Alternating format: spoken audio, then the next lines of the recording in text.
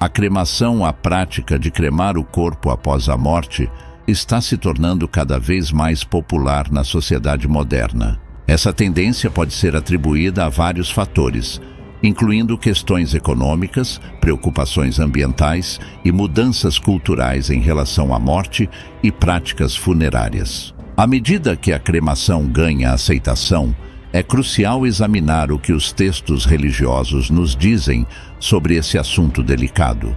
Para muitos, a Bíblia serve como um guia para navegar pelas complexidades da vida, incluindo decisões sobre o fim da vida. Nos tempos bíblicos, o sepultamento era o método tradicional de se despedir dos mortos. O Antigo Testamento fornece vários relatos de pessoas sendo enterradas em túmulos, cavernas ou no solo. Essa prática refletia a crença de que o corpo abrigava a alma e merecia um tratamento respeitoso mesmo após a morte. O ato do enterro tinha profundo significado religioso e cultural, simbolizando a esperança da ressurreição e a importância de honrar o ente querido. O embalsamamento, embora não explicitamente ordenado, era praticado às vezes, como exemplificado pelo sepultamento de Jacó e José. A Bíblia não proíbe explicitamente a cremação, embora documente extensivamente as práticas de sepultamento. Não contém nenhum mandamento direto contra a cremação. Essa ausência de condenação explícita levou a interpretações variadas entre estudiosos, religiosos e denominações. Alguns apontam para a falta de proibição bíblica como evidência de que a cremação é permitida. Eles argumentam que a ênfase da Bíblia no sepultamento reflete os costumes da época, e não um mandato divino. Outros, no entanto, interpretam os numerosos relatos bíblicos como apoio implícito a essa prática. Eles argumentam que a representação consistente do sepultamento em toda a Escritura sugere que era o método divinamente ordenado de lidar com o corpo após a morte.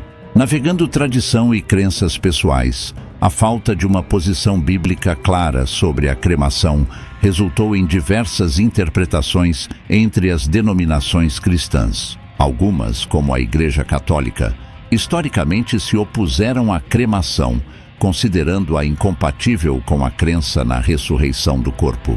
No entanto, nos últimos tempos, a Igreja Católica suavizou sua postura, permitindo a cremação, desde que não seja escolhida como uma negação da ressurreição. Outras denominações, como os protestantes, geralmente têm visões mais brandas sobre a cremação, muitas vezes deixando a decisão para a consciência individual.